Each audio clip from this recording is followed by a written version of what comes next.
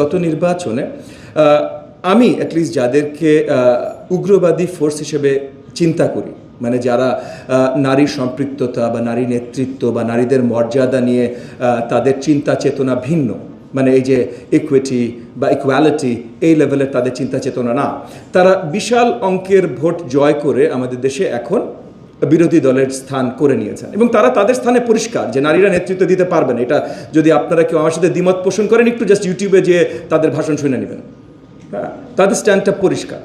তো এই জায়গা থেকে আমরা জাতিগতভাবে এর আগে কখনো আমাদের 55 বছর ইতিহাসে এর আগে কখনো এতটা উগ্রপন্থী বা নারীবাদী বিরোধী ছিলাম না।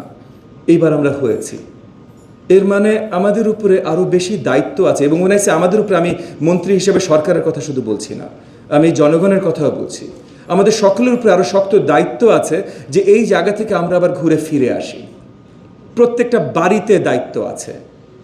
সরকার কালচার গঠন করে না, সরকারের অনেক দায়িত্ব আছে দেশের সকল ইনস্টিটিউশন পরিচালনা করার। ইনস্টিটিউশনগুলোর মাধ্যমে কালচারের ভেতর আমরা কিছু এমবেড করতে চেষ্টা করতে পারি। তবে প্রধান দায়িত্ব ভাই আপনাদের সকলের, বাড়ি থেকে, বাড়িতে আপনাদের আওয়াজ তুলতে হবে।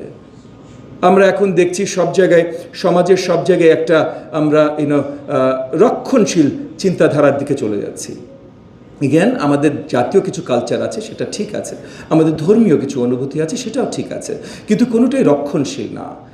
রক্ষণশীলতার দিকে যদি আপনারা যেতে দেন তাহলে ক্রমাগত সেটাই যেতে থাকবে। সো আমি এগেন ঢাকা বিশ্ববিদ্যালয় women and gender studies department তাদের প্রতি আহ্বান জানাবো, আপনারাও এগেন আমি একটা ফ্রেজ ব্যবহার করবো, আপনারা এটা নিন্দা হিসেবে নিয়েন না, বাট আমরা একাডেমিক্সদের মাঝে মধ্যেই দেখি তারা একাডেমিকদের আইভরি টাওয়ারে বসে অনেক চিন্তা করেন, যেটা হয়তো ঠিক বাস্তবিক না। আমি gender and women and gender studies ডিপার্টমেন্টের কাজের সাথে যেহেতু খুব ভালোভাবে পরিচিত না, আমি আশাবাদী আগামী দিনগুলোতে আপনারাই দায়িত্ব নিয়ে আমাকে পরিচয় করাবেন আরও ভালোভাবে।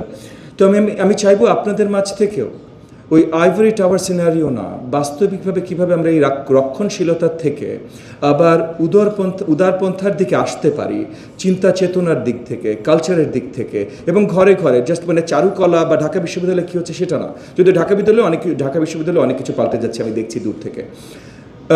জাতিগতভাবে আমরা কিভাবে আবার উদারতার দিকে আসতে পারি, উদারপন্থী হতে পারি, এই জিনিসগুলো নিয়ে আলোচনা আরও বেশি দেখতে পারলে হয়তো ভালো হয়। পার্লামেন্ট অনেক পরে, সিইও কে হবে কে হবে না, কতজন পুরুষ হবে কতজন নারী হবে সেটা অনেক পরে।